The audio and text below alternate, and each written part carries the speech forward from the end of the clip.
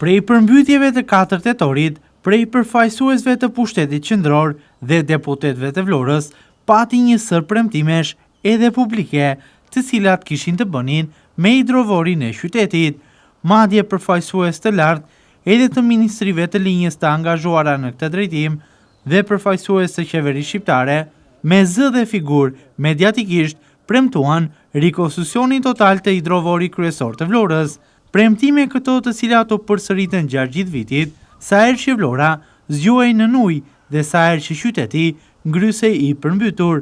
Fajtor kryesor për përmbytjet që shpesh preknin qytetin, kanaleve kulluese që janë bllokuar dhe janë të papastruar, është edhe hidrovori i Vlorës. Prej 4 tetorit dhe deri më tani, asnjë prej premtimeve nuk është mbajtur, me hidrovorin e Vlorës shkaktarin e përmbytjeve, i cili vazhdon të lëngojë në shtrat. Pas shpinës time është edhe një prej pjesëve të pompave të djegura të cilat tashmë nuk funksionon më në hidrovorin kryesor të Vlorës. Kjo pjesë gjendet prej muajsh në hapësirën e jashtme të hidrovorit dhe më pas edhe në brendësi të tij janë pjesët e një tjetër pompe e cila prej muajsh edhe ajo nuk funksionon. Teksa në hidrovorin kryesor të Vlorës funksionojnë vetëm 2 pompa.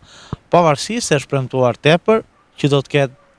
investime të mëtejshme në hidrovorin e Vlorës, sërish ky i fundit nuk punon duke u kthyer në një prej shkaktarëve kryesor të përmbytjeve. Emergjente është ndërhyrja pasi tenderi i projektit është miratuar dhe për shkakun se jemi në stinën e vjeshtës, stinën e reshjeve ku përmbytjet mund edhe të ndodhin. Në brendësi të hidrovorit kryesor të Vlorës janë funksionale momentalisht vetëm 2 pompa, por edhe ato janë të viteve 1950. Këto pompa nuk kanë as teknologjinë e nevojshme, por as forcën për t'i shërbyer qytetit në ditët me reshje shiu për të larguar ujërat e bardha nga rrugët e Vlorës. Madje edhe vetë përfaqësuesit e pushtetit çuditen sot se si është e mundur që këto 2 pompa 10 vjeçare vazhdojnë ende të funksionojnë. Një prej pompave që është ende funksionale rrezikon edhe ajo që të dalë jashtë funksionit pasi ka probleme të shumta gjenerike dhe elektrike, shka do të thotë që në hidrovorin kryesor të Vlorës për pak kohë mund të jetë funksionale vetëm një pompë. Në territorin në brendësi të hidrovorit dhe jashtëtej qëndrojnë prej muajsh pjesët e pompave, të cilat janë djegur dhe kanë dalë jashtë funksionit, ku madje në të nuk ka asnjë përpjekje të vetme për t'i larguar këto pjesë prej andej. Jo vetëm kaq, por edhe godina ku ndodhet sot hidrovori është ku thret Qameti, një godinë amortizuar gjithë lagështi, me mure të rrëzuara për tokë, as pak e përshtatshme për të kryer këtë funksion,